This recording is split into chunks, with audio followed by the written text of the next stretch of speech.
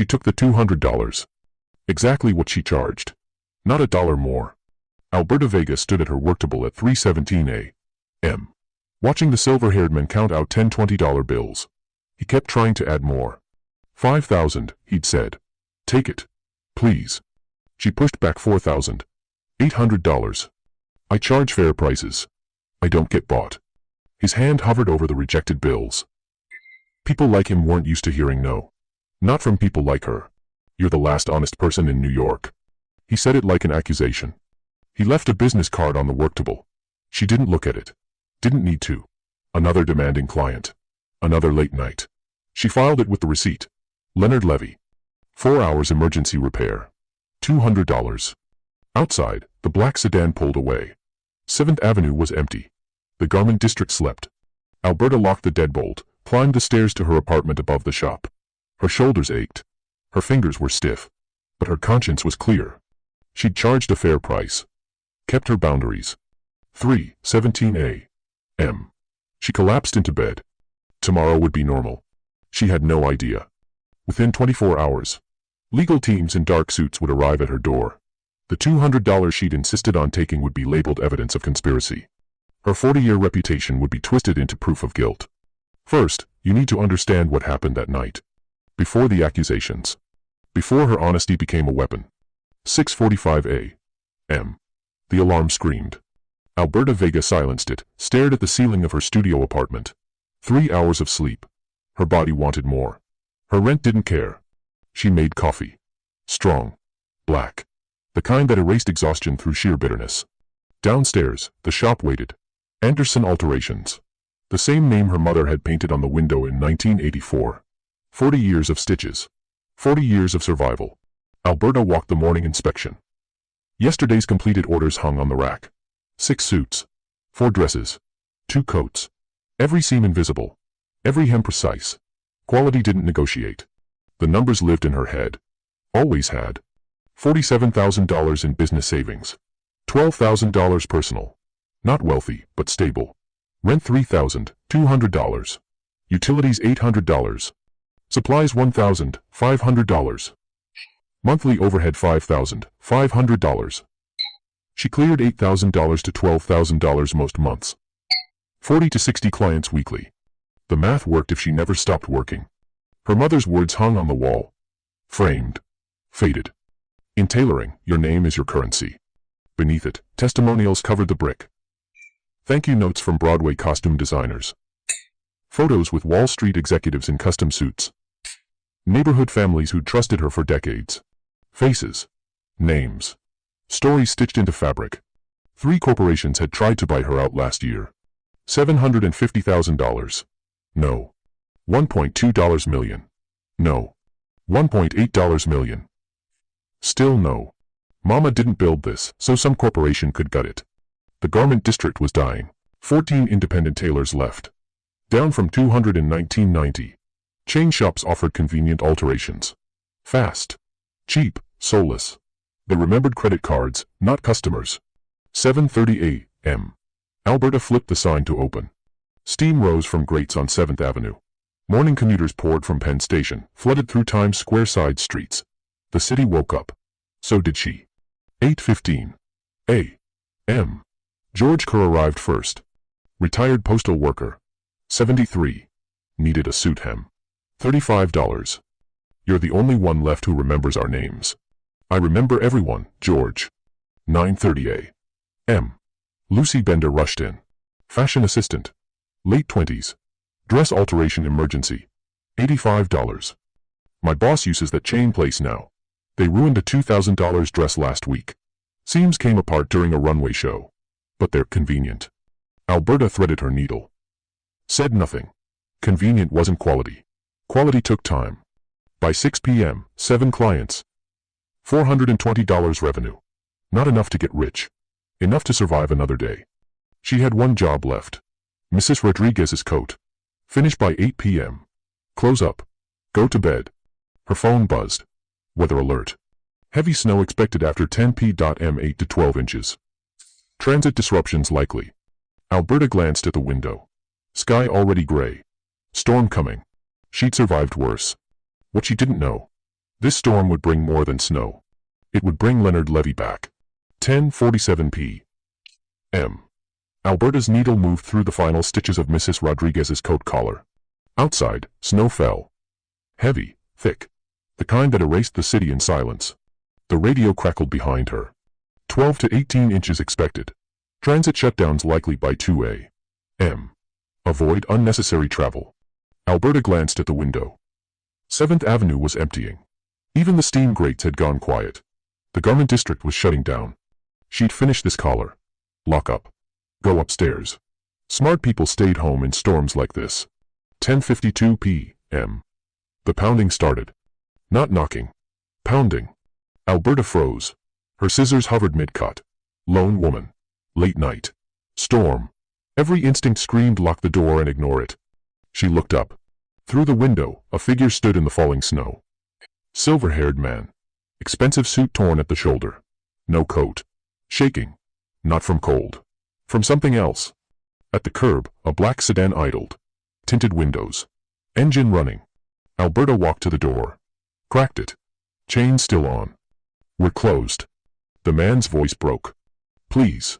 Every tailor in Manhattan is closed. I saw your light.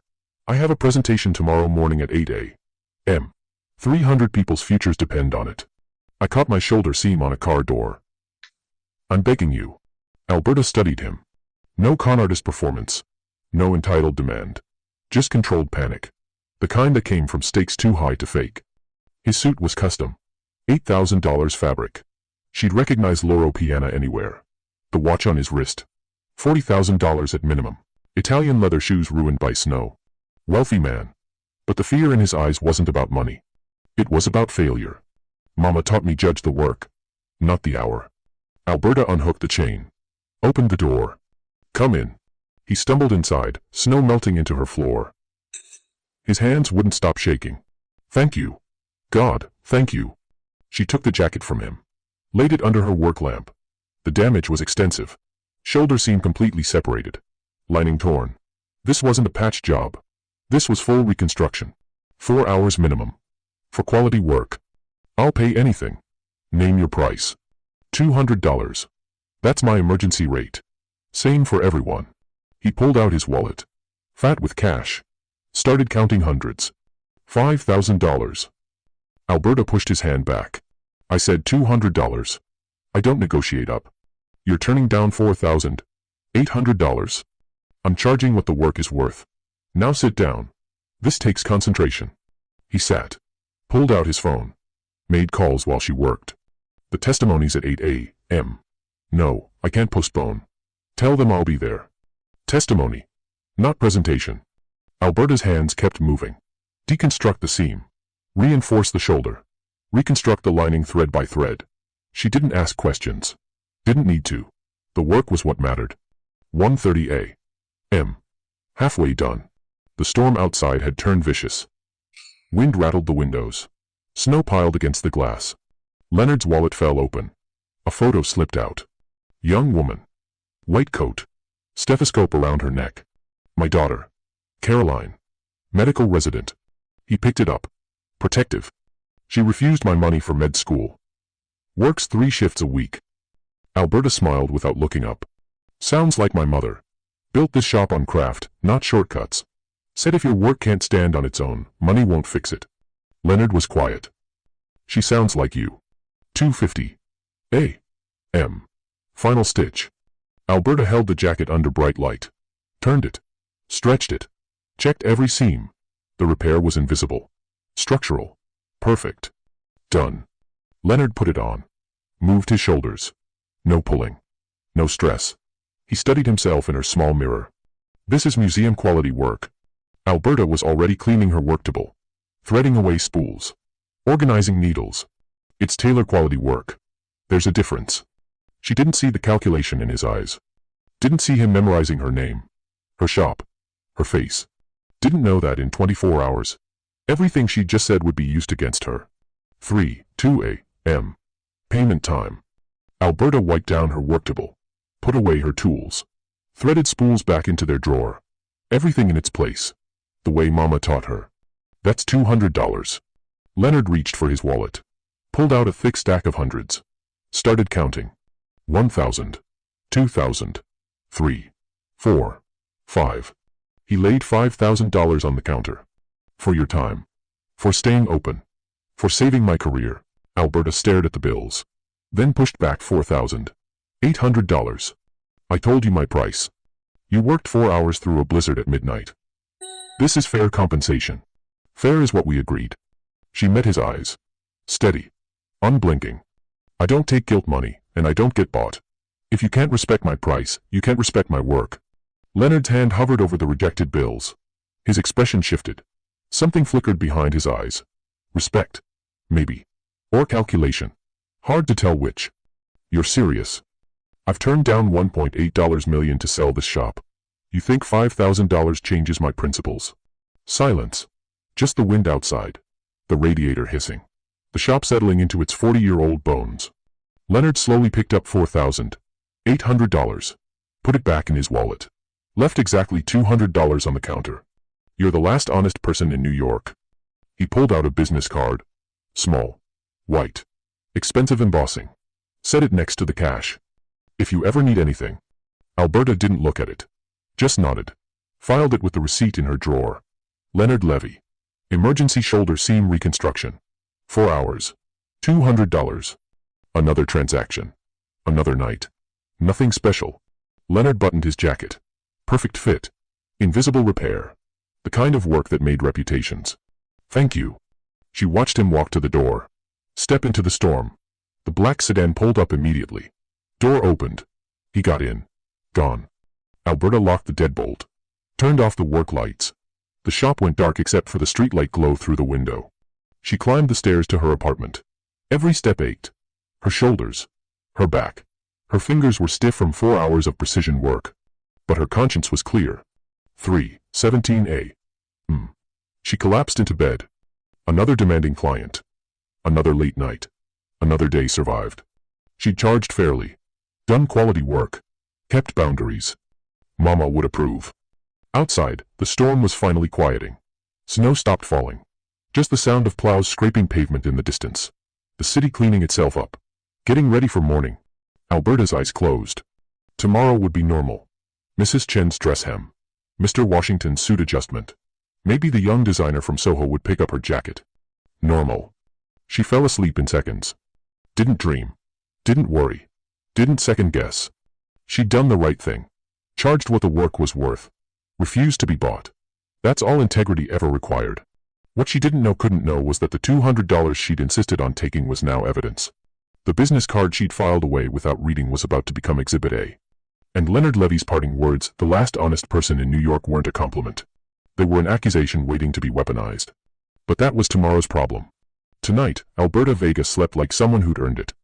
6:45 a.m. The alarm dragged Alberta from sleep. 3.5 hours. Her shoulders were stiff. Her eyes burned. But her hands were steady. That's what mattered.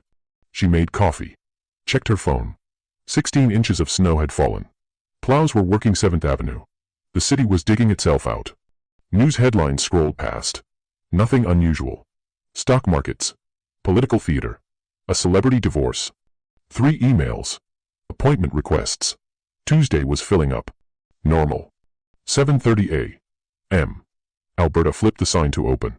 She checked Instagram. Anderson. Alterations. 248 followers. Yesterday's post, a finished coat, had 14 likes. Small numbers. Honest numbers. The algorithm didn't care about quality, only volume. Maybe some of you watching this understand that feeling. Building something real in a world that only rewards what's loud. If you do, you're not alone. Drop a comment. Tell me what you're building that nobody sees yet. 8:15 a.m. Wally Armstrong pushed through the door. Delivery driver. Early 50s. Needed pants hemmed. $25. Heard you were open late last night. Dedication. Late customer. Emergency repair. Wally shook his head. You're too generous with your time. Alberta threaded her needle. Didn't answer. Generosity wasn't the word. Survival was. 9:15 a.m. A second customer arrived. Young woman. Blazer in hand. She looked at Alberta, looked at her phone, looked at Alberta again. Then left. No explanation. Just gone. Alberta stared at the door. That was odd. 9:30 a.m. Her phone rang. Unknown number. Anderson, Alterations. Is this Alberta Vega of 7th Avenue Alterations? Male voice. Professional. Cold. Yes. Who's calling? Please confirm you were open last night until approximately 3 a.m. Alberta's chest tightened. Yes, I had a late client. And you accepted payment of $200. Her irritation flared. That's my business. Who is this? Click. The line went dead. Alberta stared at her phone. Weird. Probably spam. But her hands were shaking. 9:42 a.m. George Kerr burst through the door. Alberta. There's 2 black sedans parked across the street. Been there 20 minutes. Just sitting. She looked out the window. 2 identical vehicles. Tinted windows. Engines running. Exhaust rising in the cold air. Probably just warming up. It's freezing out there. George didn't move. I've lived here 40 years. I know when something's wrong. Alberta tried to laugh it off. Tried to ignore the knot forming in her stomach. You watch too many crime shows. George. But she kept looking at those cars. 9:50 a.m. Her phone rang again. Different unknown number. She almost didn't answer. Hello? Miss Vega. This is Joanna McGrath from the New York Legal Observer. We're running a story about corporate testimony and we'd like your comment. What? I don't know what you're talking about. About Leonard Levy. You repaired his suit last night before his testimony this morning. Alberta's stomach dropped. Testimony? The federal grand jury investigating Levy Holdings for labor fraud. Mr. Levy testified this morning. Are you aware? Alberta hung up. Her hands were shaking. Her vision blurred. Leonard Levy. The silver-haired man. The $5,000 he'd tried to force on her. Testimony. Federal grand jury. Labor fraud. What had she walked into? George was staring at her. Alberta, what's going on? She didn't know. But across the street, the 2 black sedan doors opened. 4 people stepped out. Dark suits. Briefcases. Moving toward her shop with purpose. And Alberta realized whatever normal had been this morning. It was over. If you're watching this and your heart is racing right now, imagine living it. Imagine building something for 40 years and watching it collapse in 40 seconds. That's what's about to happen to Alberta. Stay with her. She's going to need you to witness this. And when this is over, share her story. Because what happens next, nobody should face alone. 9:58 a.m. 4 vehicle doors opened simultaneously. 8 people emerged. 6 lawyers in black suits. 2 investigators with cameras. They moved in formation. Military precision. Surrounding the shop entrances like a perimeter breach. George stood from his chair. Alberta, I'm calling 911. Wait. Too late. The lead figure reached the door. Madeline McKnight. 50s. Blonde. Ivory power suit that cost more than Alberta's monthly rent. She didn't knock. She entered. 7 others followed. The shop filled instantly. Overwhelming professional presence. Briefcases. Tablets. Documents. Bodies occupying every corner. Alberta's space, her mother's space, transformed into an interrogation room in seconds. Madeline's voice cut through the air. Alberta Vega. Alberta steadied herself. Yes. Who are you? Madeline pulled credentials from her briefcase. Leather. Embossed. Madeline McKnight, senior partner, McKnight and Associates. We represent Leonard Levy and Levy Holdings. Leonard Levy. The man from last night. The torn suit. The $200. A second lawyer stepped forward. Jesse Lara. 30s. Document folder already open. Miss Vega. We're here regarding services you provided to Mr. Levy between 10:52 p.m., November 14th, and 3:17 a.m., November 15th. Alberta's stomach tightened. I fixed his suit. Third lawyer. Margarito Shepard. Pulled out a tablet. Turned the screen toward her. Mr. Levy testified before a federal grand jury this morning at 8 a.m. His testimony is now part of a $340 million labor fraud investigation. The room tilted. Grand jury. Federal investigation. $340 million. Fourth lawyer. Van Burke. Opened his briefcase. Spread documents across Alberta's work table. Papers covered her measuring tape. Her thread spools. Her mother's framed words. These are subpoenas for your business records, security footage, if any, and your testimony. Alberta's vision blurred. Testimony about what? I repaired a suit. Madeline's voice stayed controlled. Mr. Levy's legal team is arguing that his testimony this morning was given under extreme mental duress. The torn suit, the emergency circumstances, the late-night repair, these demonstrate he was not in sound mind when he provided statements to federal investigators. Alberta's breath caught. That's insane. He was coherent. Professional. Jesse leaned forward. Miss Vega. Did Mr. Levy offer you $5,000 for repair services, normally priced at $200? Yes, but I refused it. Margarito cut her off. But you accepted $200 in cash at 3:02 a.m. That was my standard rate. Van's voice was sharp. A paper trail exists. You accepted payment for services rendered during hours when Mr. Levy was allegedly mentally compromised. Madeline stepped closer. His defense will argue you witnessed his impaired state and accepted payment anyway, making you a fact witness to his condition. Fifth lawyer. Alfonso Jackson. Legal pad in hand. Pen ready. Or, depending on testimony, potentially complicit in manufacturing evidence of duress. Alberta's hands started shaking. Complicit? I just fixed a suit. Sixth lawyer. Holly Holmes. Presented a second tablet. The screen showed a news headline.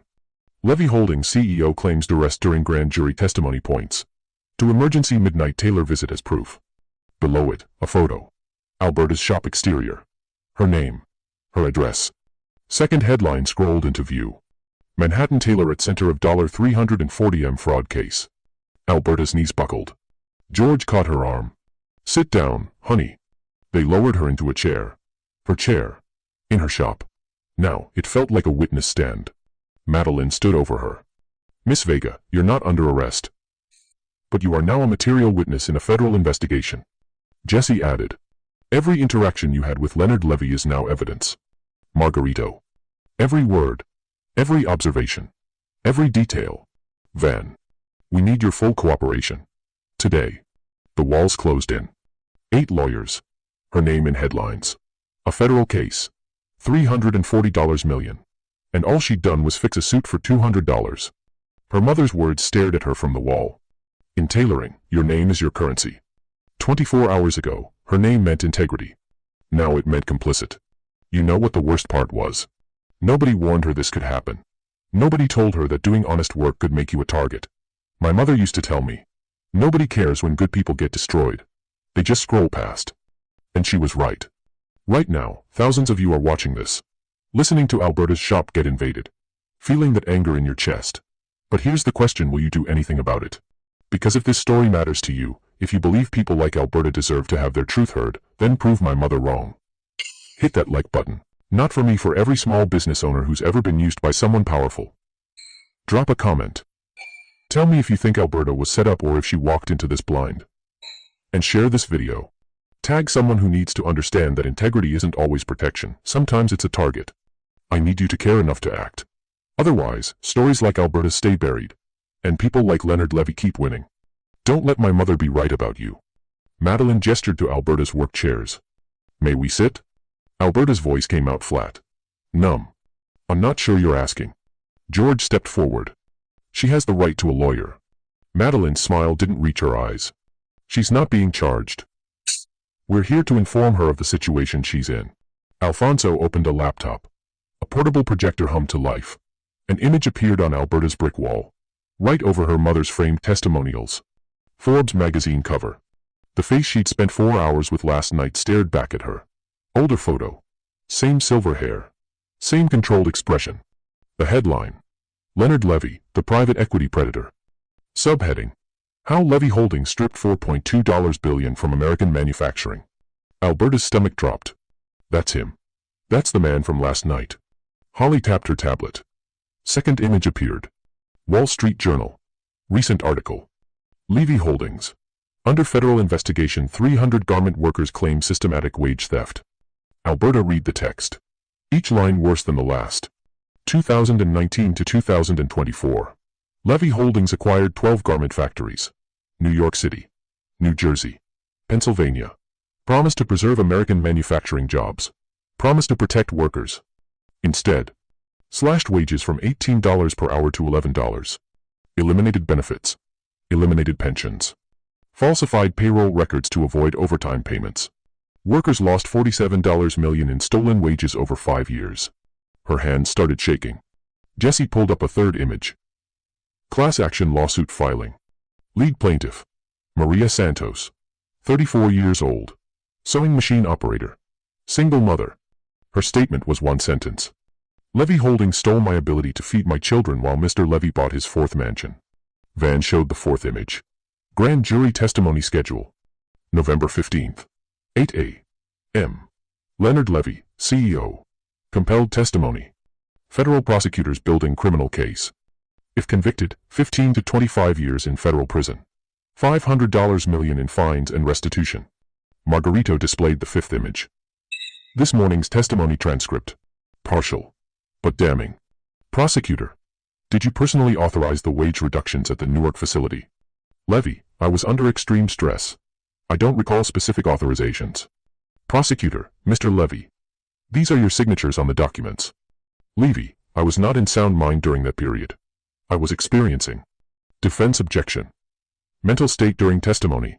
Alfonso leaned forward. Mr. Levy's attorneys are now claiming he was mentally unfit this morning when he gave testimony. The torn suit. The midnight emergency. The panic you witnessed. All evidence of impaired judgment. Holly nodded. They're arguing his testimony should be thrown out because he was in crisis when he gave it. Alberta's voice cracked. But he seemed fine last night. Stressed, but coherent. Madeline's eyes sharpened. That's exactly what you'll need to testify to. Alberta blinked. For the prosecution? Long pause.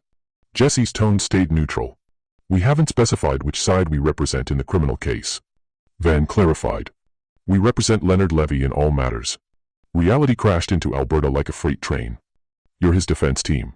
You're using me to help him escape justice. Madeline chose her words carefully. We're using the facts. You witnessed his state. You'll testify to what you saw. Alberta's jaw tightened. I'll testify he was fine. Stressed but capable. Alfonso tilted his head. Miss Vega. He offered you $5,000 for a $200 job. That's erratic behavior. That's wealthy people not understanding boundaries. Holly tried another angle. He pounded on your door at 11 p.m. In a blizzard. That's irrational desperation. That's someone who needed help. Margarito jumped in. He made frantic phone calls about testimony all night. You heard them. He was preparing for an important meeting. He never said it was testimony. Van's question was a trap. You didn't know it was testimony. Alberta saw it now. He didn't tell me. I didn't ask. I just fixed his suit. Madeline stood. Smoothed her suit jacket. Miss Vega. Leonard Levy is a client of this firm. We will protect his interests using all legal means. Jesse added weight. If you testify, he seemed competent, you undermine his defense. Alfonso continued the pressure. If you testify, he seemed impaired, you support his mental state claim. Holly delivered the punchline. Either way, your testimony matters. Van finished it. And either way, you're now publicly connected to this case. Madeline pulled out her tablet one last time. Social media screenshots. Twitter. X. Whatever people called it now. Multiple viral posts. 7,000 retweets each. Growing by the minute. Billionaire wage thief uses black woman Tailor as alibi number Levy Holdings. NYC Tailor allegedly helped Levy manufacture duress defense number Justice for Workers. 7th Ave shop owner may have been paid off to witness. Mental breakdown number follow the money. Local news Chiron scrolled across the bottom. Garment District Tailor linked to labor fraud case. Alberta's shop name. Her address. Her mother's legacy. All visible in every post. Madeline's voice cut through the silence. This is already public, Miss Vega. Your involvement is no longer private. George's anger finally broke. You people destroyed her reputation in one morning. Jesse didn't even blink. We didn't create the story. The facts did. Alberta's voice came out quiet. Deadly. Get out of my shop. Madeline walked to the door. Paused. You'll be formally subpoenaed within 48 hours. Retain counsel. The lawyers filed out. Formation. Military precision. Documents scattered across Alberta's worktable. Evidence of a trap she'd walked into with open eyes and good intentions. George locked the door behind them. Turned to Alberta. She stood frozen. Staring at the Forbes cover still projected on her wall. Leonard Levy. The private equity predator. The man she'd helped. The man who'd used her honesty as a weapon. The man who'd turned her integrity into evidence for his escape. And here's what you need to understand. What happened to Alberta happens every single day. Powerful people use working people as props in their legal games. They weaponize kindness. They twist honesty into conspiracy. 300 garment workers, people just like Alberta, people who spent their lives at sewing machines building something real, lost everything while Leonard Levy bought mansions. And when he got caught, he didn't take responsibility. He found a black woman, Tailor, working late in a snowstorm and turned her into his alibi. If this makes you angry, good. Anger is the first step. But anger without action is just noise. So here's what you do. Share this story. Right now. Send it to someone who needs to understand how the system really works. Someone who thinks, just work hard and you'll be fine. Someone who doesn't realize that integrity can be weaponized against you. Drop a comment. Tell me, would you have let Leonard Levy into your shop that night? Would you have helped him? And if you found out later you'd been used, what would you do? I want to hear from you. The comment section is where this conversation becomes real. Hit that like button if you believe workers deserve better than being erased while billionaires buy fourth mansions. Your like tells the algorithm that stories like Alberta's matter more than celebrity gossip. And subscribe. Because next week, I'm bringing you the moment Alberta fought back. The moment she decided Leonard Levy had picked the wrong woman to use as evidence. You don't want to miss that. In this community, we don't pretty up the truth. We don't make excuses for systems designed to crush working people. We tell it exactly as it is. If that's what you're here for, you're in the right place. Now let's see what Alberta does next. 11:30 a.m. The lawyers left. Alberta sat in her work chair, staring at the documents scattered across her table. Legal papers. Subpoenas. Evidence labels. Her name on everything. George stood beside her. We need to call someone. A lawyer. A reporter who'll tell your side. My side is I fixed a suit. That's not a story. Your side is the truth. Alberta picked up her phone. The screen lit up. 47 missed calls. 89 text messages. 200 plus social media notifications. She scrolled. You helped a thief escape justice. Shame on you. How much did Levy pay you to lie? Black woman sells out workers for billionaire money. Disgusting. Her hands started shaking. Instagram. Her shop page flooded with one-star reviews. None from actual customers. Corrupt business. Avoid. She takes blood money from corporate criminals. Complicit in wage theft. Close the shop. Yelp. 73 new negative reviews in 90 minutes. Google. Shop rating dropped from 4.9 stars 240 reviews to 2.1 stars. 640 reviews now. All poison. 40 years of reputation. Gone in 2 hours. 12 p.m. Her phone rang. Lucy Bender. Fashion assistant. Regular client. Alberta, I'm so sorry. My boss saw the news. She's forbidding me from using your services. Legal liability concerns. Lucy, I didn't do anything. I know. I'm sorry. I have to follow company policy. Click. 12:20 p.m. Mrs. Rodriguez called. Cancelled. 12:35 p.m. Wedding party. 6 bridesmaids. $800 job. Cancelled. 3 cancellations in 35 minutes. 1 p.m. Francisca Baldwin called. Her landlord. 18 years of renting this space. Alberta, I received a call from someone claiming to be a journalist. They asked about your lease terms, your business practices, whether I knew you were involved in federal investigations. Francisca, you've known me since I was a kid helping my mother. I know. But I also know I can't afford legal problems. I'm 68. This building is my retirement. Are you terminating my lease? Pause. Not yet. But I need to understand what's happening. Alberta's stomach twisted. 1:30 p.m. A news van parked outside. NY1, local news. The reporter knocked on the window. Miss Vega, can you comment on your relationship with Leonard Levy? Alberta closed the blinds. 2 p.m. Second news van. Fox 5. 2:15 p.m. Third van. NBC 4. George stood at the door like a guard. She's not available for comment. The cameras kept rolling. And if you're watching this right now, if you've ever been accused of something you didn't do, if you've ever felt the weight of a lie crushing your truth, don't just sit there. Share this.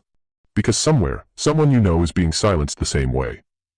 And they need to know they're not alone. 2:45 p.m. Eliza Warren called. Fabric supplier. 15 years of business. Alberta, I hate doing this, but corporate sent a memo. We're suspending credit accounts for any businesses under federal investigation. I'm not under investigation. The memo doesn't distinguish. I'm sorry. Her credit line, $12,000. Cut off immediately. No fabric meant no work. 3:30 p.m. Kimberly Ellis called. Former apprentice. Owns a shop in Brooklyn now. I just saw the news. What the hell happened? Alberta explained everything. Oh God. They're using you. I know. But what can I do? You need a lawyer who understands federal cases. And you need them now. 4 p.m. Alberta searched online. Federal Witness Attorneys NYC. Retainer fees. $15,000 to $50,000. Her business savings. $47,000. Her entire emergency fund. The math was brutal. Hire a lawyer, deplete reserves. One slow month after that and the shop was finished. 5 p.m. George had to leave for work. Don't stay here alone. This isn't safe. This is my shop. But she was alone now. Completely. 5:30 p.m. Empty shop. No customers since morning. Lost revenue today. $600. Lost future bookings from cancellations. $2,400. Her phone rang. Unknown number. What now? A voice. Female. Young. Miss Vega, my name is Joan Mejia. I'm a garment worker at the Newark Levy Holdings facility. I'm one of the 300 workers in the lawsuit. Alberta's breath caught. I'm sorry for what happened to you, but I can't. I'm not asking for anything. I just want you to know. We don't blame you. We know you didn't know. We know what Leonard Levy does, he uses people. That's his skill. Tears formed in Alberta's eyes. I fixed his suit. I know. But now you understand what we've been saying for years. Leonard Levy destroys people, and makes it look like they destroyed themselves. Alberta wiped her eyes. She wasn't alone after all. And if that just hit you in the chest, if you felt that moment when someone finally tells the truth everyone's been too afraid to say, then do something about it. Hit that like button. Not for me. For every small business owner watching this who's been crushed by someone with more money and lawyers. Drop a comment with one word. Truth. Let them know we see them. And subscribe, because next week we're bringing you the story of what happened when Alberta fought back. You don't want to miss that. Joan's voice steadied her. What do I do now? You do what we're doing. 6 p.m. Alberta locked the door. First time in 12 years, she'd closed early. Holidays didn't count. This was surrender. Or was it? She climbed the stairs to her apartment. Each step felt heavier than the last. Her legs wanted to give out. Her mind already had. She collapsed on the couch. Stared at the ceiling. The same ceiling her mother had painted white in 1987. The same ceiling that had watched 40 years of survival. Mama. What would you do? The memory came back sharp. Clear. Her mother's voice in the shop 20 years ago. A corporate buyer had just left. Third offer that month. Alberta had been ready to sell. Her mother had grabbed her shoulders. When someone tries to make you small, you stand taller. When they try to use you, you become immovable. Our work speaks truth, make sure your life does too. Alberta sat up. She wasn't small. She wasn't movable. And Leonard Levy had just made a mistake. He'd assumed she'd stay quiet. 7 p.m. Alberta opened her laptop. Lawyer referrals. She'd never needed one before. Didn't know where to start. Typed. Federal Witness Defense Attorney NYC. Third result, Reva Stout. Federal Defense Attorney. 20 years experience. Former public defender. Specializes in witness protection cases. The review stopped her. Doesn't back down. Protects the little guy. Reva Stout saved my life when a corporation tried to bury me.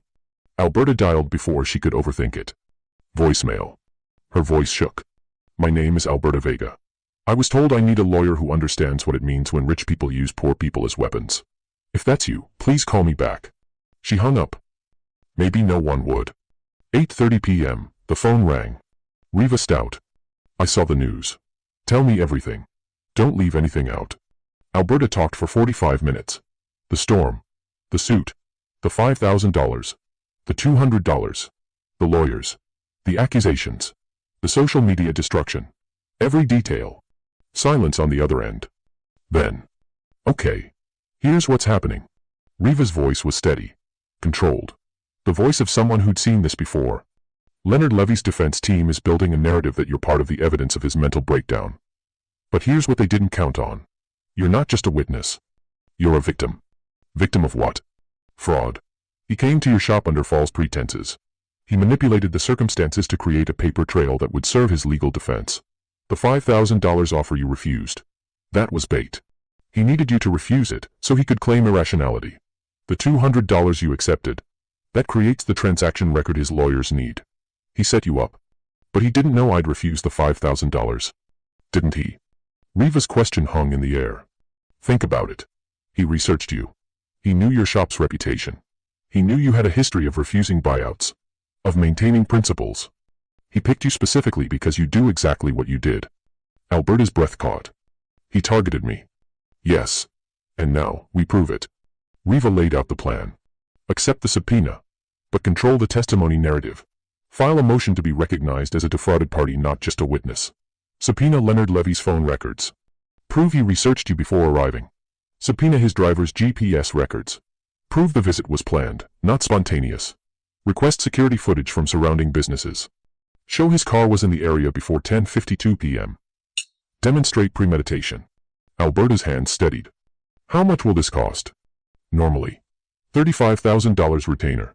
But I'm taking your case pro bono. Why? Because I'm tired of watching billionaires use the legal system to destroy working people. And because your mother's shop deserves better than to become Leonard Levy's alibi factory. 9:30 p.m., Riva's email arrived. Intake forms. Strategy brief. Legal roadmap. Alberta read every word. For the first time since the lawyers had surrounded her shop, she saw a path forward. Riva had highlighted one sentence in bold. Your integrity is your evidence. They tried to weaponize it. We'll prove that's exactly what they did, and that proves their client's guilt. 11 p.m., Alberta opened a new document. Timeline. November 14 to 15. Every detail. She documented everything. Photos of Leonard Levy's business card. Still, in her filing cabinet. Never examined until now. Receipt for $200 payment. Timestamp 3/2 a.m. Weather records from NOAA. Proved storm timing. Proved transit shutdowns. Her shop standard pricing sheet. Emergency rate, $200. Same for everyone. Always. Work order log. L. Levy, emergency shoulder seam reconstruction, $200. No special treatment. No indication she knew who he was. Just another client. 1 a.m. Documentation complete. Alberta hit send. Every file. Every photo. Every record. 1:20 a.m. Riva's response lit up her screen. This is perfect. Get some sleep. Tomorrow we go on offense. Alberta closed the laptop. Lay back on her bed. Her mother's words echoed. Stand taller. Become immovable. Our work speaks truth. The internal monologue shifted. Before, I just fixed a suit. Why is this happening to me? Now, he came to my shop. He used my work. He tried to destroy my life. She stared at the ceiling one more time. Now he'll learn what happens when you underestimate a woman who built something real. You know what the scariest part of Alberta's story is? It's not that Leonard Levy tried to destroy her. It's that he almost succeeded. Because people stayed silent. Because bystanders scrolled past. Because witnesses didn't want to get involved. Right now, someone in your life is being used. Being targeted. Being destroyed by someone with more power, more money, more lawyers. And you have a choice. You can scroll past this story. Or you can make sure it reaches someone who needs to hear it. Hit that like button if you believe working people deserve to fight back. Drop a comment telling me, would you have fought like Alberta, or would you have stayed quiet? Tag someone who needs to see this. Someone who's facing their own Leonard Levy. And subscribe because next week, I'm bringing you the courtroom testimony where Alberta Vega proves that integrity can't be bought, can't be weaponized, and can't be silenced. Share this story. Someone's waiting to hear they're not alone. Day 2. November 16. 7 a.m. Alberta unlocked the shop door. Riva Stout stood on the sidewalk with a younger man, carrying 3 laptops and a rolling case. Riva extended her hand. This is Fernando Potts, my paralegal. We're moving in for the next 48 hours. Alberta stepped aside. The shop transformed in minutes. Fernando set up laptops on her work table. Evidence boards leaned against the brick wall. Power strips snaked across the floor. Her mother's tailoring shop became a war room. Riva pulled up a chair. We have 48 hours before the formal subpoena arrives. We use that time to build your case. She opened her laptop. Pulled up a legal document already drafted. First action. We file a motion with federal court. The title filled the screen. Motion to recognize Alberta Vega as defrauded party in United States, v. Levy Holdings. Riva read the key line aloud. Leonard Levy engaged in witness tampering by creating a false evidence trail using an unwitting third party. Alberta stared at the words. That's me. The unwitting third party. Not anymore. 9 a. M. Fernando started making calls. First, Leonard Levy's phone records. November 10 p.m. to 11 p.m. Second, his driver's employment records and GPS logs. Third, security footage requests. 4 neighboring businesses. Traffic cameras at 7th Avenue intersections. Parking garage 1 block south. Fernando's voice stayed calm. Professional. But Alberta heard the edge underneath. This is a federal subpoena request. Time sensitive. We need footage from November 14, 10 p.m. to midnight. 10:30 a.m. Riva interviewed George Kerr. George sat in Alberta's client chair. The same chair where Leonard Levy had sat 3 nights ago. How long have you known Alberta? 40 years. I was there when her mother founded this shop. Watched Alberta grow up threading needles on that worktable. If Alberta says Leonard Levy seemed coherent that night, would you believe her? George didn't hesitate. If she says it, it's true. She doesn't lie. That's why she's one of the last independent tailors left in this district. She won't compromise. Riva typed every word. 11 a.m. Fernando's phone buzzed. He looked at the screen. Then, at Riva. New York Times just published. He turned his laptop toward Alberta. Headline. Levy Holdings defense strategy involves garment district tailor. Alberta read the article. Her chest tightened. Legal experts say using a witness's integrity as evidence is ethically questionable. A quote from a Columbia law professor. If Mr. Levy intentionally created a scenario to manufacture evidence of mental duress, that itself could constitute obstruction of justice. Riva leaned back. That's good. That's very good. Fernando refreshed the page. 45,000 shares in 2 hours. He scrolled through the comments. Read them aloud. Wait, did Levy set up the tailor? She refused $5,000 and now she's the bad guy. This woman is being used. The narrative was shifting. 12 p.m. The shop door opened. Joanna McGrath stepped inside. The journalist who'd called yesterday. She held a skirt. I'm here for an alteration. Real one. Hem needs taking up. I'll pay $35. And I'm writing a follow-up piece about how you're being framed. Alberta took the skirt. Her hands were steady now. Thank you. 12:30 p.m. Second customer.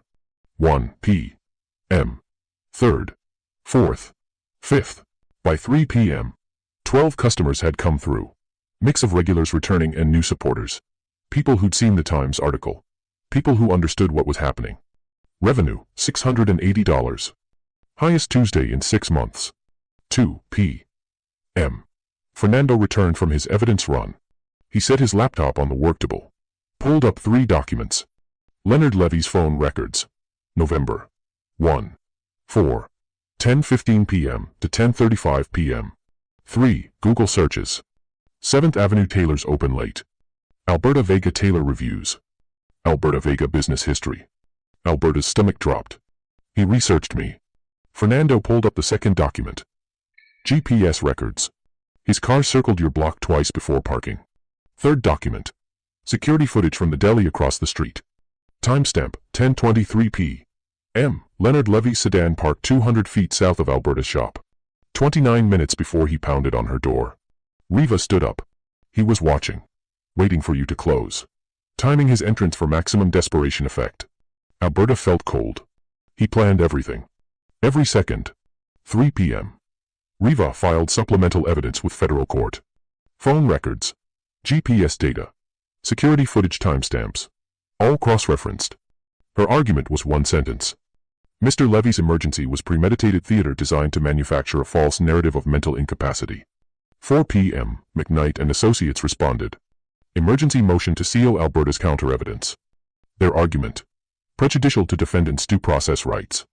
Riva checked her phone at 5:30 p.m. Federal judge denied their motion. She read the ruling aloud. Miss Vega's evidence speaks to the credibility of the defendant's mental state claims and is directly relevant to the grand jury proceedings. Alberta exhaled. We're winning. Riva shook her head. We're surviving. There's a difference. Day 3. November 17. 8 a.m. The subpoena arrived.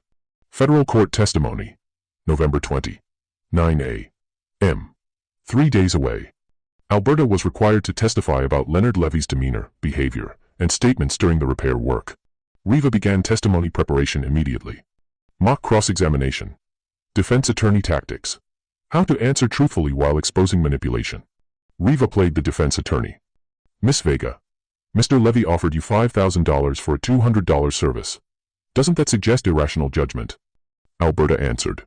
It suggests a wealthy man unfamiliar with fair pricing. I've had customers offer tips before.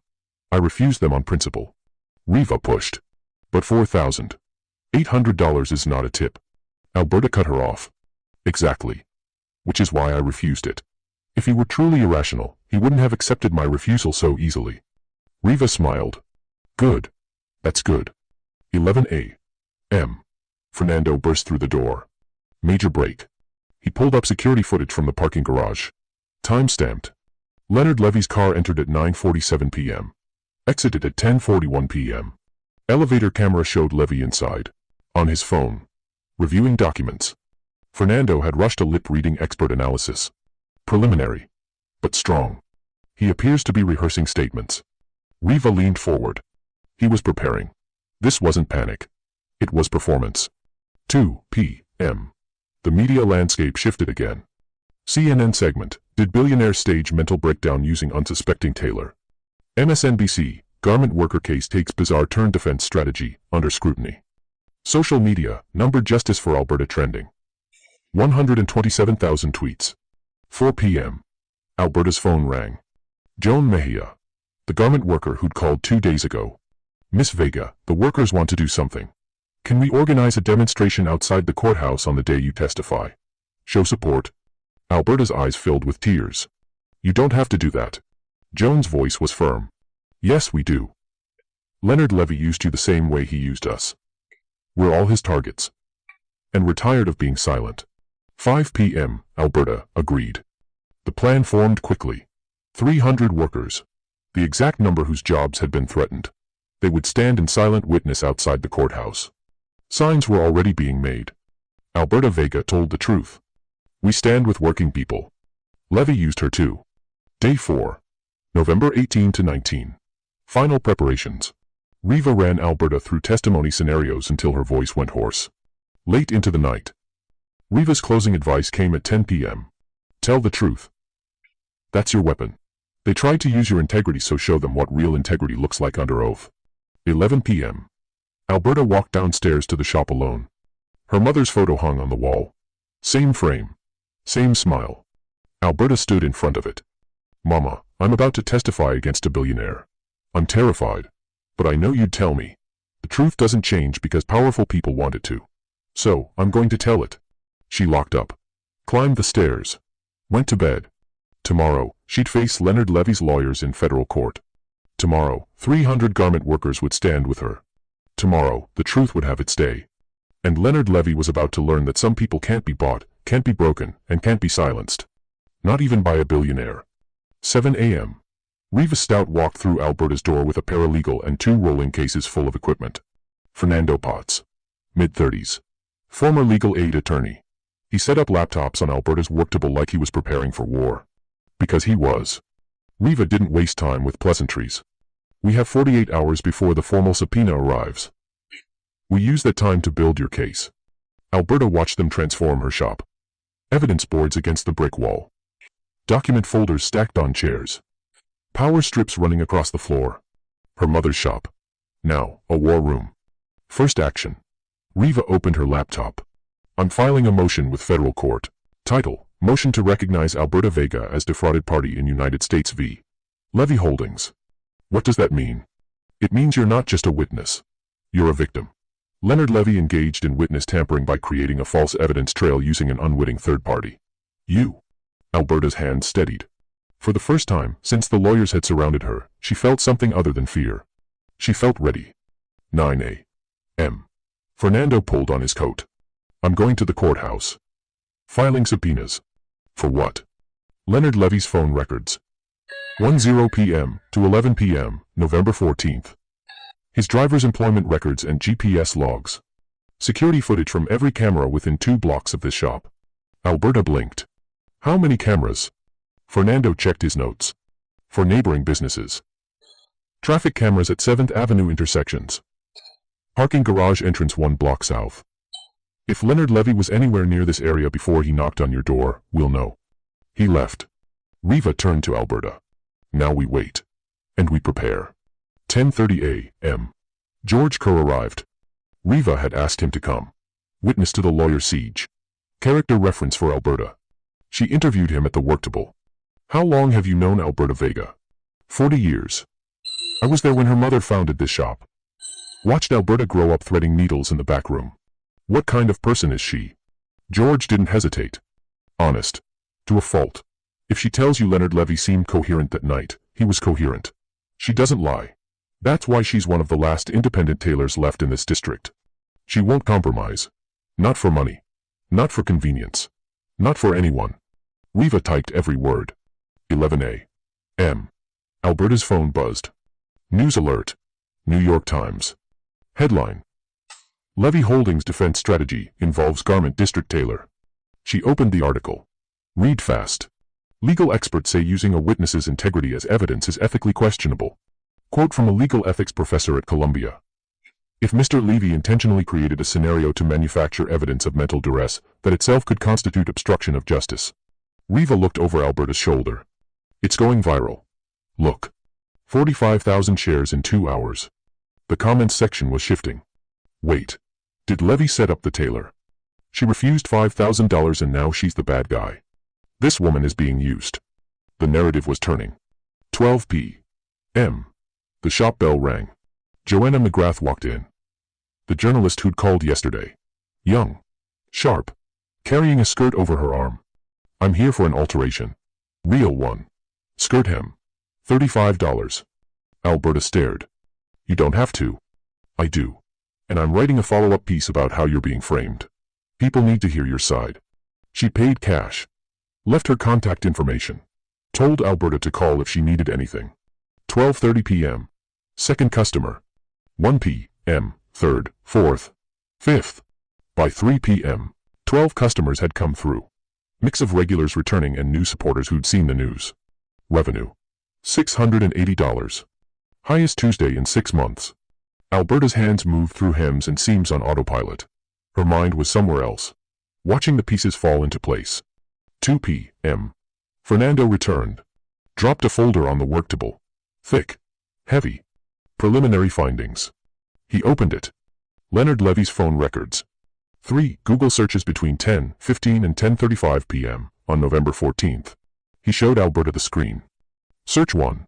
7th Avenue Tailors open late. Search 2. Alberta Vega Tailor reviews. Search 3.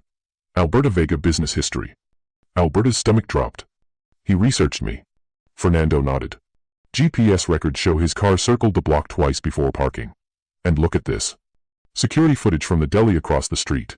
Time-stamped. Leonard Levy said and parked 200 feet south of the shop. 10:23 p.m. 29 minutes before he pounded on Alberta's door. Riva leaned over the screen. He was watching. Waiting for you to close. Timing his entrance for maximum desperation effect. Alberta felt the anger rising. Clean. Focused. He planned this. Every second of it. 3 p.m. Riva filed supplemental evidence with federal court. Exhibits. Phone records. GPS data. Security footage with timestamp comparisons. Argument. Mr. Levy's emergency was premeditated theater designed to manufacture a false narrative of mental incapacity. 4 p.m. Response came fast. McKnight and Associates. Levy's law firm. Emergency motion to seal Alberta's counter-evidence. Their argument. Prejudicial to defendant's due process rights. Riva read it. They're panicking. 5:30 p.m. Federal judge's ruling came through. Motion denied. The judge's words were clear.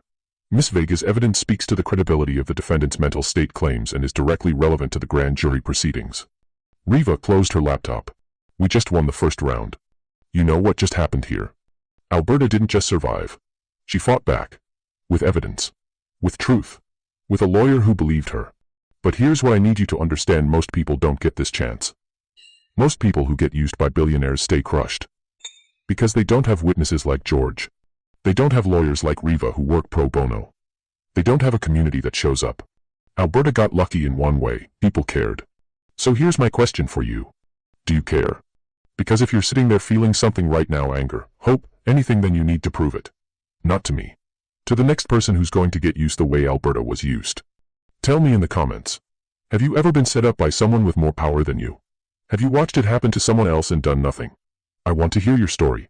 Because silence is how people like Leonard Levy keep winning. And if you believe working people deserve better, if you believe integrity should be defended, not weaponized, then hit that like button. Show the algorithm that stories like this matter more than celebrity gossip and manufactured drama. Subscribe. Because 3 days from now, Alberta walks into a federal courthouse to testify. And you need to see what happens when truth faces power in front of 23 grand jurors. Share this with someone who needs to hear it. Someone fighting their own battle.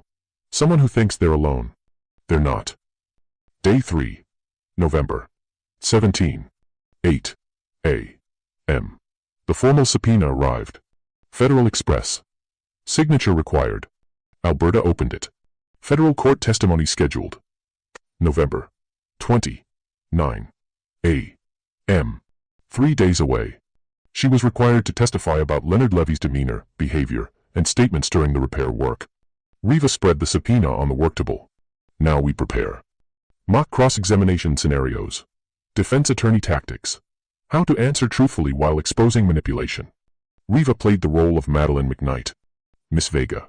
Mr. Levy offered you $5,000 for a $200 service. Doesn't that suggest irrational judgment? Alberta answered carefully. It suggests a wealthy man unfamiliar with fair pricing. I've had customers offer tips before. I refuse them on principle. Riva pushed. But $4,800 is not a tip. Exactly. Which is why I refused it. If he were truly irrational, he wouldn't have accepted my refusal so easily. Riva nodded. Good. Keep that energy. They practiced for hours. Question after question. Attack after attack. Alberta's answers got sharper. Clearer. She was learning to fight in a courtroom the way she fought in business, with precision. 11 a.m. Fernando burst through the door. You need to see this. He opened his laptop. Pulled up security footage. Parking garage. 1 block south. Time stamped. Leonard Levy's car entered at 9:47 p.m. Exited at 10:41 p.m. During that time, the garage elevator camera caught him. Using his phone. Reviewing documents. Fernando had hired a lip-reading expert. Rushed analysis. Preliminary. But the conclusion was clear. He appears to be rehearsing statements. Riva stared at the screen. He was preparing. This wasn't panic. It was performance. 2 p.m. The media landscape shifted completely. CNN segment. Did billionaire stage mental breakdown using unsuspecting Tailor? MSNBC. Garment worker case takes bizarre turn defense strategy under scrutiny. Social media. Number. Justice for Alberta trending. 127,000 tweets. The story had flipped. 4 p.m. Alberta's phone rang. Joan Mejia. The garment worker from yesterday. Miss Vega. The workers want to do something. Can we organize a demonstration outside the courthouse on the day you testify? Show support. Alberta's eyes filled with tears. You don't have to do that. Joan's voice was firm. Yes, we do. Leonard Levy used you the same way he used us. We're all his targets. And we're tired of being silent. Alberta wiped her eyes. Okay. 5 p.m. The plan came together. 300 workers. The exact number whose jobs were threatened. They would stand in silent witness outside the courthouse. Signs prepared. Alberta Vega told the truth. We stand with working people. Levy used her too. November 18 to 19. Final preparations. Riva drilled Alberta on testimony. Tell the truth. That's your weapon. They tried to use your integrity, so show them what real integrity looks like under oath. 11 p.m. Alberta stood alone in her shop. She walked to the wall. Her mother's photo. Faded. Framed. Watching over 40 years of work. Mama. I'm about to testify against a billionaire. I'm terrified. She touched the frame. But I know what you'd tell me. The truth doesn't change because powerful people want it to. She took a breath. So I'm going to tell it. Alberta stepped out of Riva's car. Downtown Manhattan Federal Courthouse. Stone steps. Columns. The kind of building designed to make you feel small. But Alberta wasn't small today. Because 300 people were waiting for her. 300 garment workers. Organized rows. Holding signs. Wearing their sewing facility uniforms. A visual statement. We are the people Leonard Levy tried to erase. At the front. Maria Santos. Lead plaintiff. 34 years old. Single mother. The woman whose wages were stolen so a billionaire could buy a fourth mansion. Media circus surrounded them. 40 news cameras. Reporters shouting questions. Alberta walked through the corridor of workers. Silent. Respectful. Powerful. Maria stepped forward. She held something small in her hand. A single sewing needle. Threaded with blue thread. Carry this. Remember who you are. Alberta took it. Hands shaking. Put it in her coat pocket. Thank you. Maria nodded. Thank you for standing with us. Alberta climbed the courthouse steps. Reva beside her. The workers began to clap. Silent applause. No shouting. Courthouse rules. Just hands. Hundreds of them. Creating a wave of sound that followed Alberta through the doors. 8:45 a.m. Inside the courthouse. Federal grand jury room. Closed proceedings. But testimony recorded. Present. 23 grand jurors. Federal prosecutors. Court reporter. Madeleine McKnight sat in the observer section. Permitted by law. Stone-faced. Taking notes. Alberta was sworn in. Her hand on the Bible felt steady. Lead prosecutor approached. Assistant U.S. Attorney Marcel Lynch. 50s. Gray suit. The kind of face that had seen every lie the legal system could produce. He began. 9 a.m. Direct examination. Miss Vega. Please describe your first interaction with Leonard Levy.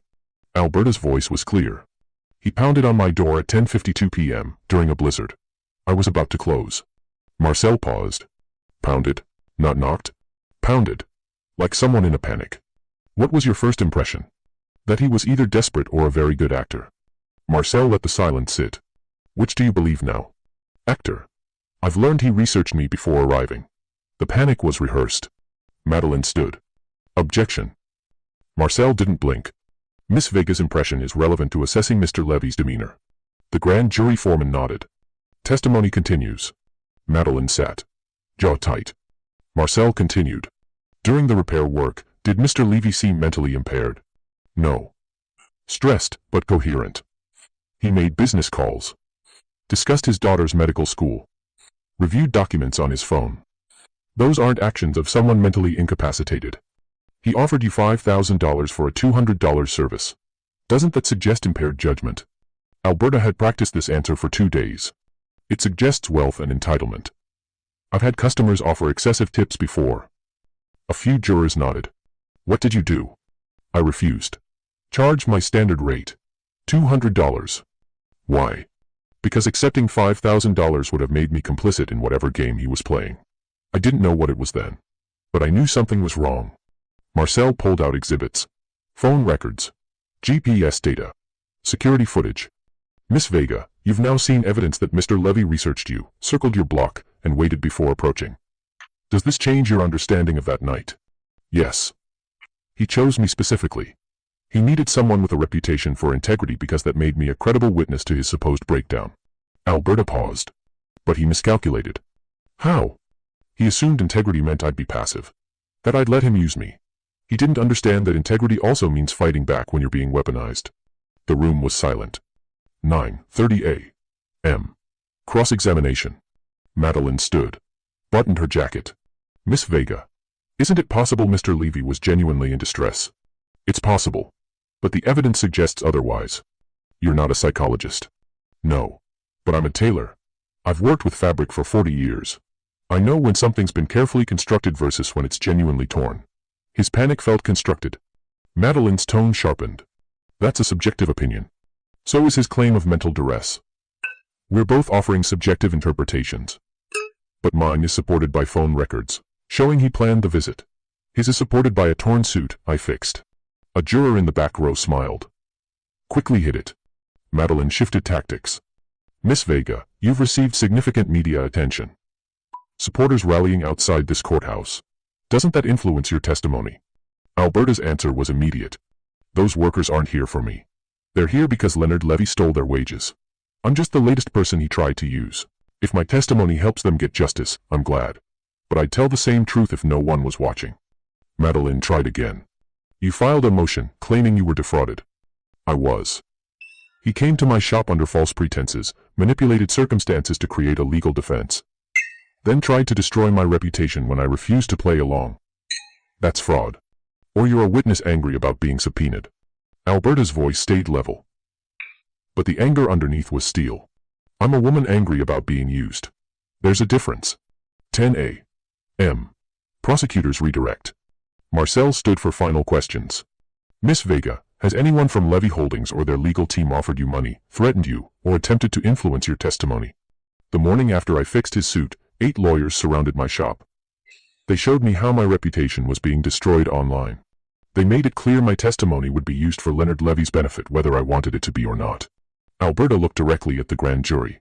That felt like a threat. What do you want from this testimony? I want the truth on record. Leonard Levy came to my shop, used my work, and tried to make me part of his escape plan. Her voice didn't waver. I'm here to say, I won't be used. My work won't be perverted. And 300 workers deserve justice.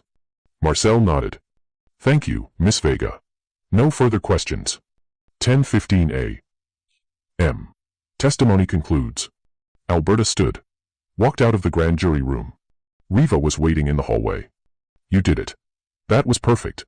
They walked to the courthouse exit together. Outside, the doors opened. 300 workers erupted in silent applause. Hands clapping. No voices. Courthouse rules respected. But the sound was deafening. Maria Santos approached. Thank you for standing with us. Alberta's voice broke. He used me like he used you. I'm just glad I could fight back. Afternoon. Media coverage. The headlines shifted in real time. New York Times. Tailor's testimony challenges Levy's mental state defense. Washington Post. In federal case, integrity becomes the evidence. Wall Street Journal. Levy Holdings defense strategy backfires in grand jury. Legal analysts on CNN. Alberta Vega's testimony was devastating. She systematically dismantled the duress narrative while maintaining credibility. Social media, number. Alberta told the truth trending. 340,000 tweets. Evening, the wait. Grand jury deliberations continued. Closed process. Alberta returned to her shop. 47 messages of support. 12 new appointment bookings. Shop rating recovering, 4.3 stars. Previous negative reviews being removed as fraudulent. She sat in her work chair. Stared at her mother's photo. I told the truth, Mama. Now we see if it's enough. And here's what I need you to hear. Alberta just did something most people never get the chance to do. She stood in front of power and told the truth without flinching. But she didn't do it alone. 300 workers stood with her. A lawyer believed her. George witnessed for her. Fernando dug up evidence. Customers came back. That's how this works. Nobody wins alone. So, if this story means something to you, if you felt something when Alberta walked through that corridor of workers, then prove it. Drop a comment right now. Tell me, would you have had the courage to testify like Alberta did? Or would fear have kept you silent? I want real answers. Not what sounds good. What's true? Hit that like button if you believe the truth still matters even when billionaires try to bury it. Your like isn't just for me, it's a signal that stories like this deserve to be heard. And share this video. Tag someone who's fighting their own battle right now. Someone who needs to know that standing up to power is possible. That integrity isn't weakness. That working people can win. Subscribe, because in 3 days I'm bringing you the verdict. The moment the grand jury decides whether Alberta's testimony was enough. Whether Leonard Levy faces justice. Whether 300 workers get their lives back. You don't want to miss that. This is where truth meets power. And you just watched power blink first. Don't scroll past this. Someone you know needs to see it. Day 2. November 16th. 7 a.m. Alberta unlocked the shop door. Riva Stout stood on the sidewalk with a younger man carrying 3 laptop bags and a rolling case full of equipment.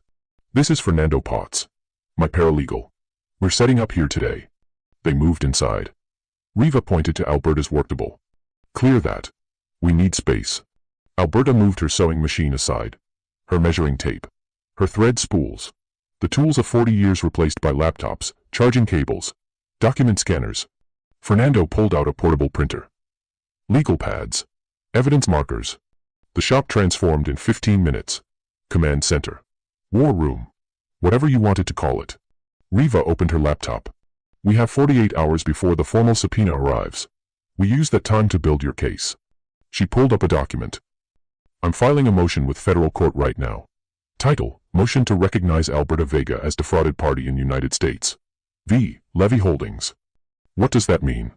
It means you're not just a witness. You're a victim. Leonard Levy engaged in witness tampering by creating a false evidence trail using an unwitting third party. You. Alberta watched Riva's fingers fly across the keyboard. Every word precise. Every argument sharp. Fernando? Already on it. He pulled up phone records request forms. GPS, subpoena templates. Security footage acquisition letters. We're subpoenaing Leonard Levy's phone records. 1:0 p.m. to 11 p.m., November 14th. We're subpoenaing his driver's employment records and GPS logs. And we're requesting security footage from every business within 2 blocks of this shop. How many cameras? Fernando checked his notes. 4 neighboring businesses. Traffic cameras at 2 7th Avenue intersections. And a parking garage entrance 1 block south. Riva didn't look up from her screen. If Leonard Levy planned this, there's evidence. We just have to find it. 9 a.m. Fernando left. Legal documents in hand. Subpoenas ready to file. 10:30 a.m. George Kerr arrived. Riva interviewed him at the worktable. Recorded everything. How long have you known Alberta Vega? 40 years. I was there when her mother founded this shop. Watched Alberta grow up in this building. She used to thread needles for her mama at age 7. And her reputation? George didn't hesitate. If Alberta says Leonard Levy seemed coherent, he was coherent. She doesn't lie. That's why she's one of the last independent tailors left in this district. She won't compromise. Not for money. Not for convenience. Not for anything. Riva saved the recording. Thank you, George. That's exactly what we need. 11 a.m. Alberta's phone buzzed. News alert. New York Times. She opened it. Headline. Levy Holdings defense strategy involves garment district tailor. The article was detailed. Thorough. Legal experts quoted throughout. One line stood out. Using a witness's integrity as evidence is ethically questionable. If Mr. M. Levy intentionally created a scenario to manufacture evidence of mental duress, that itself could constitute obstruction of justice. Riva read over Alberta's shoulder. Perfect. They're doing our work for us. The article went viral. 45,000 shares in 2 hours. Alberta scrolled through comments. The sentiment was shifting. Wait, did Levy set up the tailor? She refused $5,000 and now she's the bad guy. This woman is being used. For the first time since the lawyers had surrounded her shop, Alberta felt something other than fear. Hope. 12 p.m. The shop bell rang. A woman walked in. Late 30s. Blazer. Skirt that needed hemming. Alberta Vega? Yes. The woman smiled. I'm Joanna McGrath. I called you yesterday. Journalist. I'm here for an alteration. Real one. Skirt hem. $35. And I'm writing a follow-up piece about how you're being framed. Alberta took the skirt. Measured it. Pinned it. Why? Because Leonard Levy destroys people for a living. Someone needs to document when he fails. 12:30 p.m. Another customer. 1 p.m. 3 more. By 3 p.m., 12 customers had come through. Mix of regulars who'd returned and new supporters who'd read the Times article. Revenue. $680. Highest Tuesday in 6 months. Riva looked up from her laptop. They're coming back. 2 p.m. Fernando returned. Dropped a folder on the worktable. Thick. Heavy. Preliminary findings. He opened it. Pulled out phone records. Time-stamped. Highlighted. Leonard Levy's phone. Between 10:15 and 10:35 p. 3. Google searches. He showed Alberta the screen. Search 1. 7th Avenue Tailors open late. Search 2. Alberta Vega Tailor reviews. Search 3. Alberta Vega business history. Alberta's stomach dropped. He researched me. Fernando nodded. Pulled out GPS records. His car circled your block twice before parking. And look at this. Security footage. Grainy. Black and white. But clear enough. Leonard Levy sedan. Parked 200 feet south of Alberta's shop. Timestamp, 10:23 p.m. 29 minutes before he urgently pounded on her door. Riva leaned forward. He was watching. Waiting for you to close. Timing his entrance for maximum desperation effect. Alberta stared at the screen. The man in the car. Waiting. Calculating. Planning. Every second had been theater. 3 p.m. Riva filed supplemental evidence with federal court. Exhibits. Phone records. GPS data. Security footage timestamp comparison. Argument. Mr. Levy's emergency was premeditated theater designed to manufacture a false narrative of mental incapacity. 4 p.m. McKnight and Associates responded. Emergency motion to seal Alberta's counter-evidence. Their argument. Prejudicial to defendant's due process rights. Riva read it. Smiled. They're scared. She was right. 4:47 p.m. Federal judge's ruling came through. Motion denied. Miss Vega's evidence speaks to the credibility of the defendant's mental state claims and is directly relevant to the grand jury proceedings. Riva closed her laptop. We just won round 1. Day 3. November 17th. 8 a. The formal subpoena arrived. Hand-delivered. Federal Courier. Alberta signed for it. Opened the envelope. United States District Court. Testimony scheduled. November 20th. 9 a. 3 days away. Riva spread the subpoena on the worktable. Now, we prepare. Mock cross-examination. Defense attorney tactics. Riva played the defense attorney. Miss Vega. Mr. Levy offered you $5,000 for a $200 service. Doesn't that suggest irrational judgment? Alberta answered carefully. It suggests a wealthy man unfamiliar with fair pricing. I've had customers offer tips before. I refuse them on principle. But $4,800 is not a tip. Exactly. Which is why I refused it. If he were truly irrational, he wouldn't have accepted my refusal so easily. Riva nodded. Good. Again. They practiced for 3 hours. 11 a.m. Fernando burst through the door. Major break. He pulled up new footage. Parking garage. Different camera. Leonard Levy's car. Entered garage at 9:47 p.m. Exited 10:41 p.m. During that time, the elevator camera caught him. Phone in hand. Documents spread on the garage floor. Pacing. Rehearsing. Fernando had hired a lip-reading expert. Rushed analysis, preliminary. But clear enough. He was rehearsing statements. Riva watched the footage 3 times. He was preparing. This wasn't panic. It was performance. 2 p.m. Media landscape shifted again. CNN segment, did billionaire stage mental breakdown using unsuspecting Tailor? MSNBC, garment worker case takes bizarre turn defense strategy under scrutiny. Social media, number justice for Alberta trending. 127,000 tweets. 4 p.m. Alberta's phone rang. Joan Mejia, the garment worker who'd called before. Miss Vega, the workers want to do something. Can we organize a demonstration outside the courthouse on the day you testify? Show support. Alberta's throat tightened. You don't have to do that. Yes, we do. Leonard Levy used you the same way he used us. We're all his targets. And we're tired of being silent. Silence. Then Alberta spoke. Okay. Joan's voice brightened. 300 workers. The exact number whose wages were stolen. We'll stand in silent witness outside the courthouse. We're making signs. Alberta Vega told the truth. We stand with working people. Levy used her too. Alberta closed her eyes. Thank you. You're not alone in this. You never were. Day 4. November 18, th. 19 th. Final preparations. Testimony practice. Over and over. Every possible question. Every trap. Every angle. Riva's closing advice came late on the 19th. Tell the truth. That's your weapon. They tried to use your integrity. So show them what real integrity looks like under oath. 11 p.m. Alberta walked downstairs to the shop. Stood in front of her mother's photo.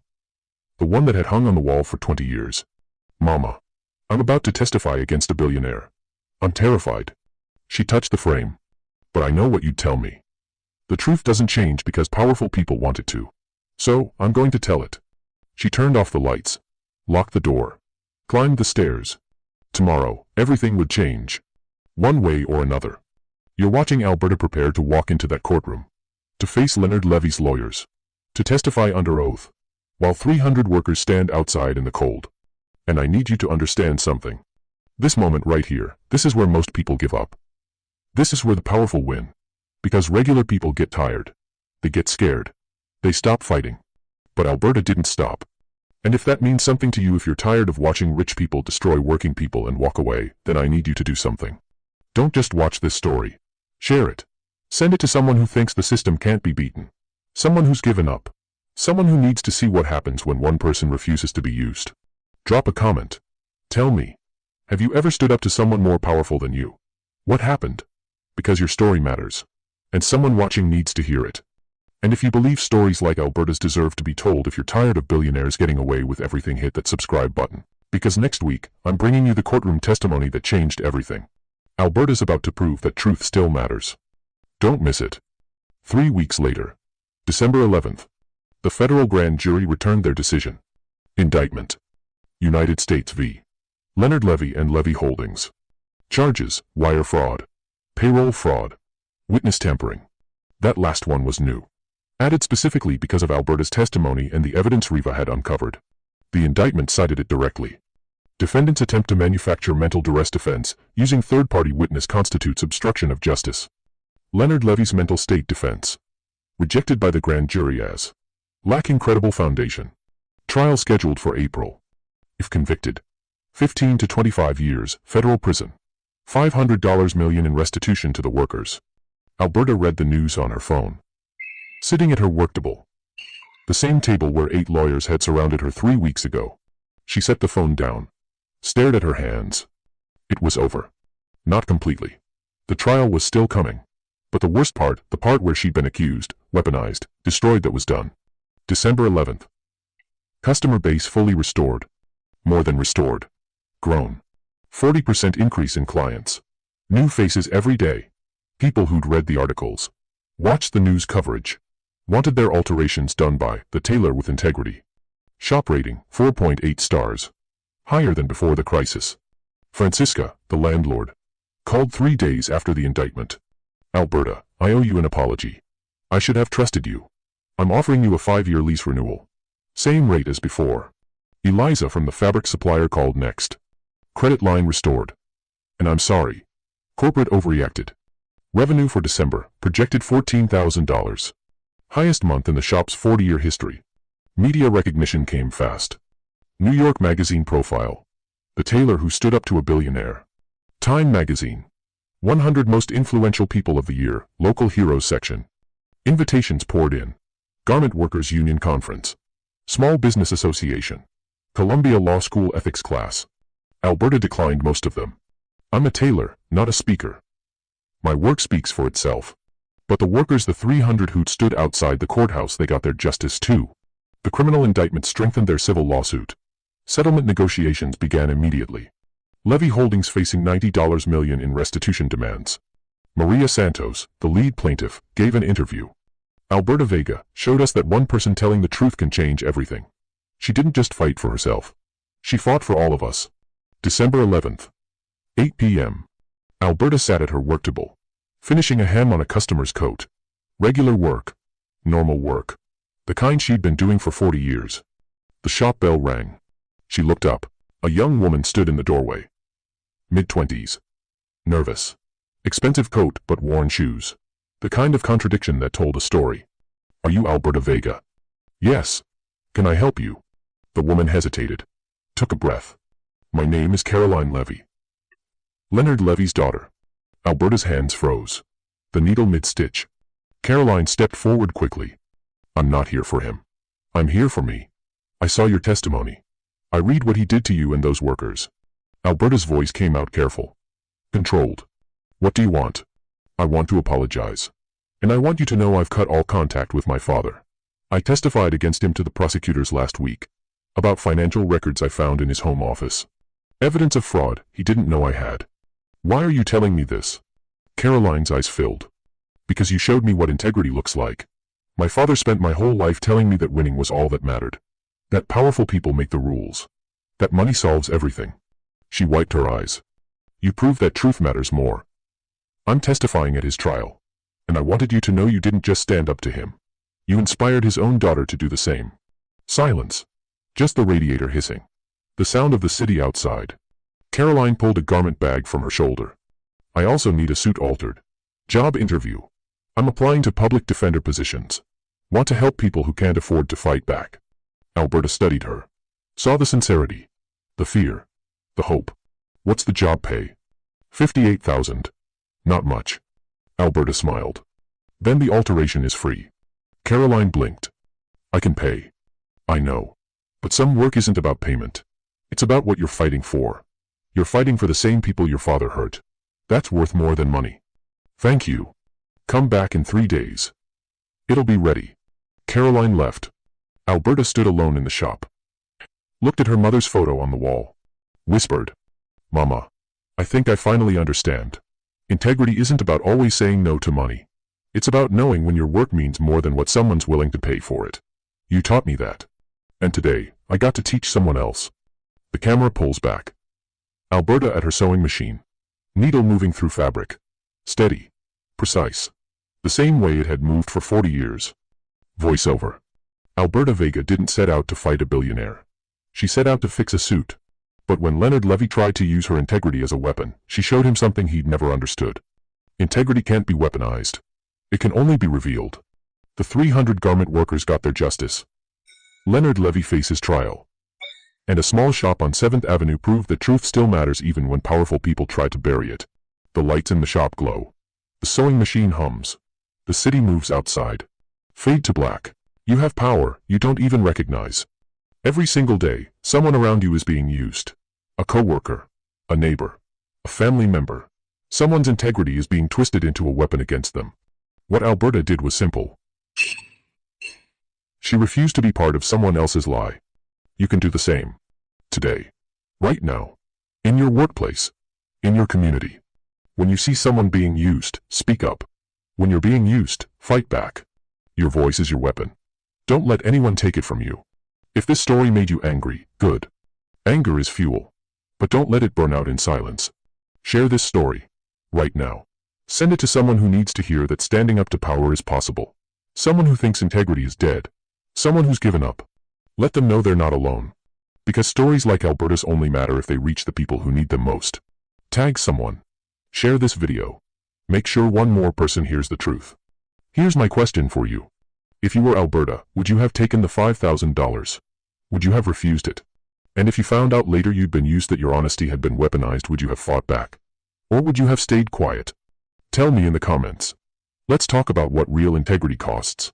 And why it's worth it. Because your answer matters. And someone watching needs to hear it.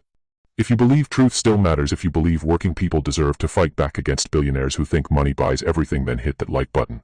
Show me that integrity isn't dead. Show me it's just waiting for people brave enough to defend it. One click.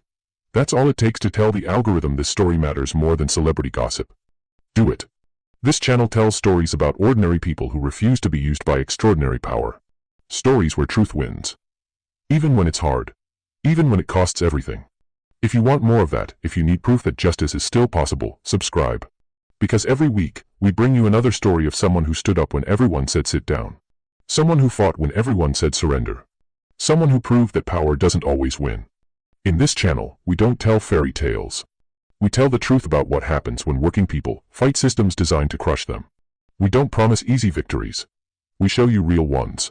If today's story reminded you why you fight, if it reminded you that your voice matters, then do 3 things. Hit that like button. Drop a comment about what integrity means to you. And subscribe so you're here next time someone proves that power doesn't always win. Because the world changes one voice at a time. And your voice matters. See you in the next story.